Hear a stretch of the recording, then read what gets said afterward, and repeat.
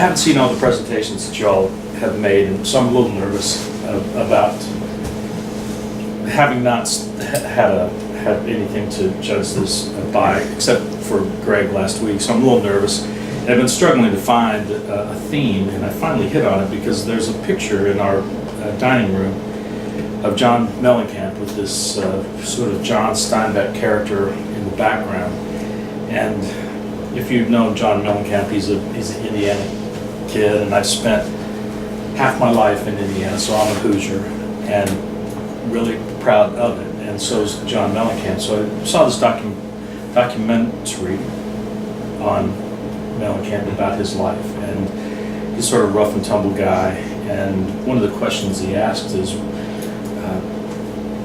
one of the points that he made was that he lives for each event, what's coming next, rather than why does everybody wait to the end? What are we waiting for the end? That there's this big retirement, or there's the Winnebago, or there's the trip to Hawaii, or there's something at the end. And why is everybody waiting for that when what you really want, need, and have is right in front of you right now? So that's the theme of what I wanted to talk about today. I titled it Time Sensitive, and it's based on John 15:12, and it's a simple statement that Jesus made, which is, my command is this, love each other as I have loved you. And just wondering, well, what does all that have to do with waiting for the end, and why are we waiting for the end when in our Catholic upbringing, Jim, you know this, that the end is the choice between heaven and hell, and so we're working towards that end. And my thought again was, well, why are we waiting for it now when salvation is available to you at this very instant? That God is not the God of final, not the God of end, but the God of now. So we're all working towards something. I was thinking about this high school and college degree and the next project and our kids waiting to graduate and keeping our careers going and our marriages, and we all have goals to achieve, and those are things that are out in front of us in the future. But why are we all working and waiting for this end? Once I said that it's not the God of the end, it's the God of now. And what's interesting to me in that thought is that God's available to us in any mental state that we are in, or any physical condition that we're in. And we tend only to realize that when we want a miracle. Like when, oh dear God, save my life. And I've had that happen to me, and I'm sure you all have had too, or dear God, help me get this job, or please reveal my future to me, or save my wife. So we do call on the God of now in that instant when we need something, but then again, when we don't need something, God is still there. The Holy Spirit reminds us that our highest priority on this earth is time sensitive.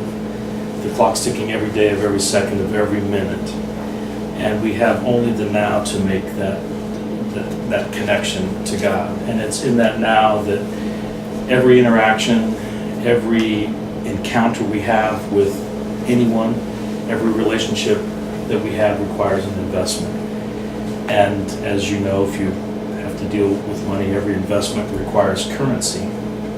Which brings me back to John 15:12, where Jesus is teaching his disciples about the vine and the branches, where Jesus is the vine, God our Father is the gardener, and the gardener cuts the vines that bear no fruit, but those that do he prunes so that they can be more fruitful.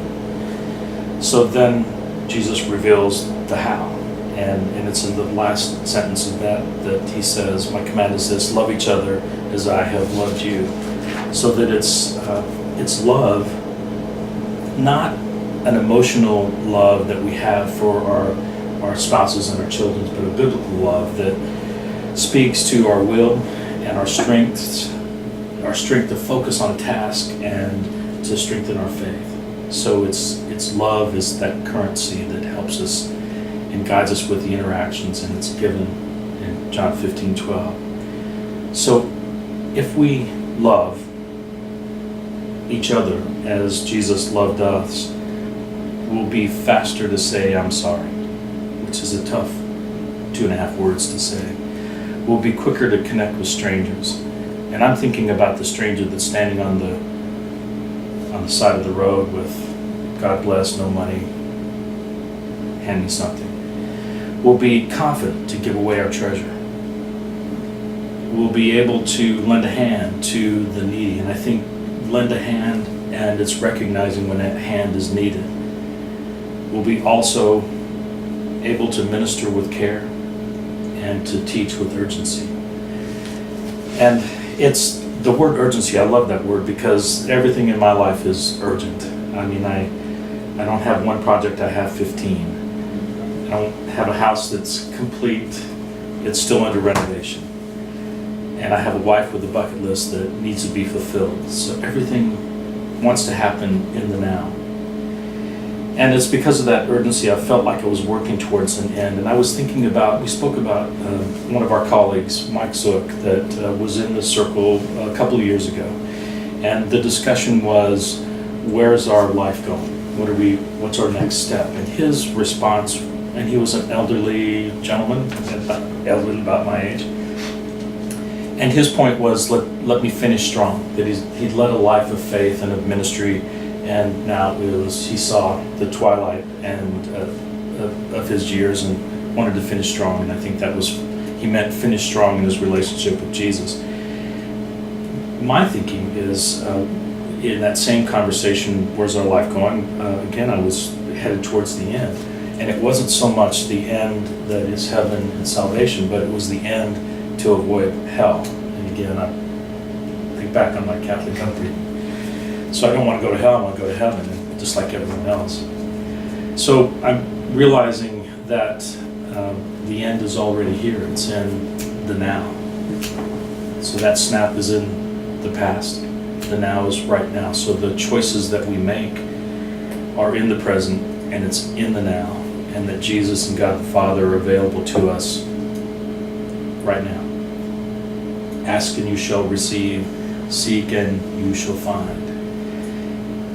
And Jesus ends that teaching of the vine and the branches with this, and let me read it to you. And he says, you are my friends if you do what I command. I no longer call you servants, because servants do not know his master's business. Instead, I call you friends, for everything I learned from my Father I've made known to you. You did not choose me, but I chose you and appointed you to go and bear fruit that will last. Then the Father will give you whatever you ask in my name. This is my command. Love each other. And that is my message for today. Excellent.